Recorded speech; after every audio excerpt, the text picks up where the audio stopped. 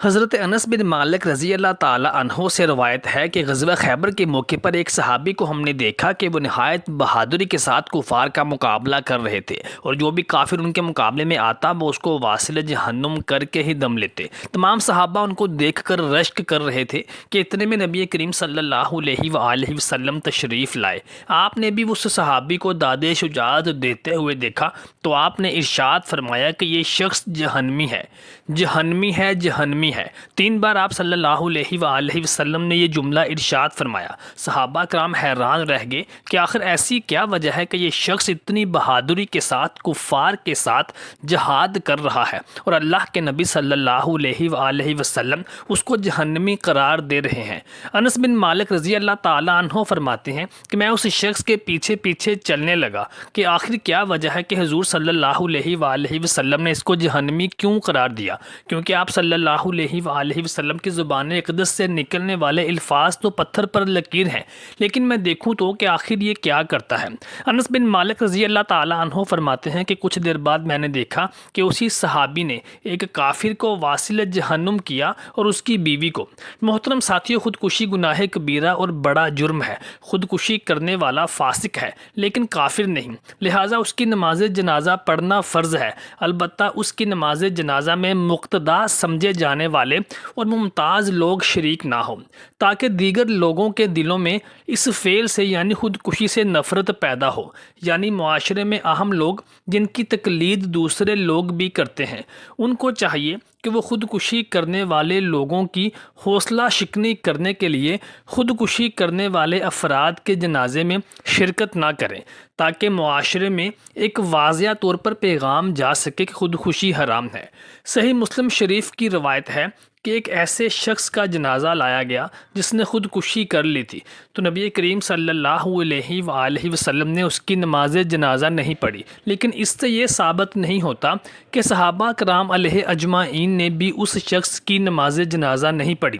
نبی کریم صلی اللہ علیہ وآلہ وسلم جب سفر معراج سے واپس آئے تو نبی صلی اللہ علیہ وآلہ وسلم نے صحابہ کرام علیہ اجمعین کو فرمایا کہ میں نے ایک شخص کو دیکھا کہ وہ اپنے آپ کو ایک تیز دھار آلے کی مدد سے ہلاک کر لیتا ہے اور پھر زندہ کر دیا جاتا ہے اور پھر ایسے ہی خود کو دوبارہ ہلاک کر لیتا ہے۔ نبی کریم صلی اللہ علیہ وآلہ وسلم نے جبریل امین سے اس کے بارے میں دریافت فرمایا تو حضرت جبرائیل نے فرمایا، یا رسول اللہ صلی اللہ علیہ وآلہ وسلم، اس شخص نے خودکشی کر لی تھی اور خود کو ایک تیز دھار آلے کی مدد سے مار لیا تھا، اور قیامت تک اب یہ اسی طرح کے عذاب میں مبتلا رہے گا۔ یعنی خودکشی کرنے والا شخص جس طرح سے خود کو مارے گا، قیامت تک وہ ایسے ہی خود کو مارتا رہے گا اور اسی قسم کے عذاب میں مبتلا رہے گا۔ محترم ساتھیوں، علامہ ابن خلدون فرماتے ہیں کہ خودکشی کرنے والا ہمیشہ جہنم میں نہیں رہے گا، بلکہ وہ اپنی سزا کاٹ کر پوری کر لے گا تو اللہ تبارک و تعالیٰ کے حکم سے جنت میں ضرور داخل ہوگا، کیونکہ خودکشی کرنے والا کافر نہیں ہوتا۔ اگر کوئی مسلمان خودکشی کو حلال سمجھ کر اس کا ارتکاب کرتا ہے تو پھر وہ چونکہ کافر ہو کر مرتا ہے، اس لیے وہ جہنم میں ہی رہے گا۔ لیکن اگر کوئی مسلمان خودکشی کو حرام سمجھ کر اس کا مرتکب ہوتا ہے تو پھر اللہ تبارک و تعالیٰ کی رحمت سے امید ہے کہ اللہ تبارک و تعالیٰ اسے معاف فرما دیں گے اور وہ اپنی سزا پوری کر کے جنت میں داخل ہو جائے گا۔ حضرت انس بن مالک رضی اللہ تعالیٰ عنہ روایت کرتے ہیں کہ ایک غزوہ میں نبی صلی اللہ علیہ وآلہ وسلم اور مشرکین کا مقابلہ ہوا اور خوب جم کر جنگ ہوئی۔ آخر دونوں لشکر اپنے اپنے خیموں کی طرف واپس ہوئے۔ مسلمانوں میں ایک آدمی تھا جنہیں مشرکین کی طرف کا کوئی بھی شخص مل جاتا تھا تو وہ اس کا پیچھا کرتے اور اس کو قتل کیے بغیر نہ رہتے، اور جو بھی ان کے مقابلے میں کافر آتا تو وہ اس کو واصل جہنم کر کے ہی دم لیتے تھے۔ دوسرے تمام صحابہ کرام انہیں رشک کی آنکھوں کے ساتھ دیکھ رہے تھے۔ کہا گیا کہ یا رسول اللہ صلی اللہ علیہ وآلہ وسلم، جتنی بہادری سے آج فلاں شخص لڑا ہے اتنی بہادری سے تو کوئی بھی نہ لڑا ہوگا۔ نبی کریم صلی اللہ علیہ وآلہ وسلم نے ارشاد فرمایا کہ وہ اہل دوزخ میں سے ہے۔ صحابہ کرام علیہ اجمعین نے کہا اگر یہ بھی دوزخی ہے تو پھر ہم جیسے لوگ کس طرح سے جنت والے ہو سکتے ہیں؟ اس پر ایک صحابی کہنے لگے کہ میں اس کے پیچھے پیچھے رہوں گا اور دیکھوں گا کہ آخر کیا وجہ ہے جس کی وجہ سے نبی کریم صلی اللہ علیہ وآلہ وسلم نے اس شخص کو جہنمی قرار دے دیا ہے، کیونکہ نبی کریم صلی اللہ علیہ وآلہ وسلم کی بات کبھی بھی جھوٹ نہیں ہو سکتی۔ چنانچہ جب وہ دوڑتے یا آہستہ چلتے تو میں ان کے ساتھ ساتھ ہوتا۔ وہ صحابی بیان کرتے ہیں کہ میں نے دیکھا کہ ایک کافر کے ساتھ مقابلہ کرتے کرتے وہ شدید زخمی ہو گئے۔ وہ اس قدر زخمی ہوئے اور تکلیف سے اس قدر تڑپنے لگے کہ انہوں نے چاہا کہ وہ اس تکلیف سے نجات حاصل کرنے کے لیے خود کو ختم کر لیں تاکہ ان کی تکلیف ختم ہو سکے۔ چنانچہ اس نے ایسا ہی کیا اور تلوار کا قبضہ زمین میں گاڑ دیا اور اس کی نوک سینے کے مقابل کر کے اس کے اوپر گر پڑے۔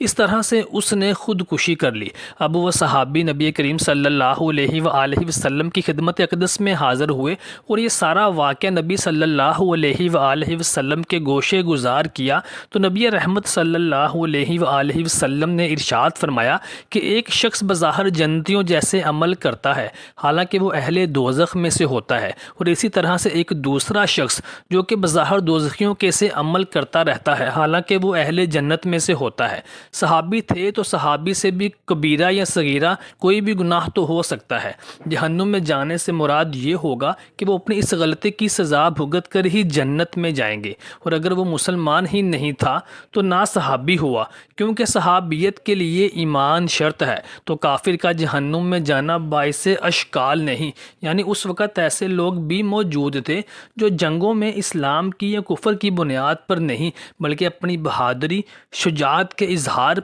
یا مال غنیمت کے لیے یا پھر اپنے قبیلے اور اپنی قوم کی حمایت کے لیے شرکت کیا کرتے تھے۔ بعض احادیث میں اس کا صراحت کے ساتھ ذکر بھی موجود ہے۔ ایسے ہی کسی موقع پر نبی کریم صلی اللہ علیہ وآلہ وسلم نے ایک مرتبہ ارشاد بھی فرمایا تھا کہ ہم مشرک سے اور کافر سے مدد اور استعانت نہیں لیتے۔ محترم دوستو، خودکشی کرنے والے کے لیے دعائے مغفرت کرنا یا اس کی نماز جنازہ میں شرکت کرنا کیسا ہے؟ نبی کریم صلی اللہ علیہ وآلہ وسلم نے خود تو خودکشی کرنے والے کے جنازے میں شرکت نہیں فرمائی تھی، لیکن آپ صلی اللہ علیہ وآلہ وسلم نے دیگر صحابہ کرام علیہ اجمعین کو منع بھی نہیں فرمایا۔ ہجرت کے موقع پر ایک صحابی حضرت زید بن ارقم رضی اللہ تعالیٰ عنہ کے ہمراہ مکہ سے مدینہ کی جانب ہجرت کا سفر کر رہے تھے کہ راستے میں وہ شدید علیل ہو گئے اور ان کے لیے سفر کو جاری رکھنا بے حد مشکل ہوتا چلا گیا، تو انہوں نے اس مشکل سے بچنے کے لیے اپنے ہاتھ کی نسیں کاٹ لیں، جس کی وجہ سے خون کا بہاؤ بہت زیادہ ہونے کی وجہ سے وہ وفات پا گئے۔ نبی کریم صلی اللہ علیہ وآلہ وسلم نے ان کے جنازے میں بھی شرکت نہیں فرمائی تھی۔ ان کے وفات پا جانے کے بعد ایک دوسرے صحابی نے ان کو اپنے خواب میں دیکھا تو ان سے دریافت کیا کہ اللہ تعالیٰ نے تمہارے ساتھ کیا سلوک کیا؟ تو اس نے کہا کہ نبی کریم صلی اللہ علیہ وآلہ وسلم کا امتی اور صحابی ہونے کی بنا پر اللہ تبارک و تعالیٰ نے مجھے معاف فرما دیا ہے۔ وہ صحابی فرماتے ہیں کہ میں نے خواب میں دیکھا کہ اس صحابی نے اپنے ہاتھ کو چھپا رکھا تھا۔ میں نے کہا کہ ہاتھ کو کیا ہوا؟ تو وہ صحابی خواب میں ہی کہنے لگے کہ اللہ تبارک و تعالیٰ نے مجھے معاف تو فرما دیا لیکن میرا یہ ہاتھ درست نہیں فرمایا تاکہ مجھے خودکشی کا ارتکاب کرنے کی سزا برابر ملتی رہے۔ یہ خواب سن کر نبی کریم صلی اللہ علیہ وآلہ وسلم نے ارشاد فرمایا، اے اللہ تبارک و تعالیٰ اس کا ہاتھ بھی صحیح فرما دے۔ اس سے ثابت ہوتا ہے کہ خودکشی کرنے والے شخص کے لیے اللہ تبارک و تعالیٰ کی بارگاہ سے رحمت طلب کرنا اور اس کی مغفرت طلب کرنا واجب ہے اور جائز ہے، اور اس میں کسی قسم کی کوئی ممانعت نہیں ہے۔ اللہ تبارک و تعالیٰ سے دعا ہے کہ اللہ تبارک و تعالیٰ ہمیں اس طرح کے کبیرہ گناہ سے بچنے کی توفیق عطا فرمائے۔ اللہ تعالیٰ سے دعا ہے کہ وہ ہمیں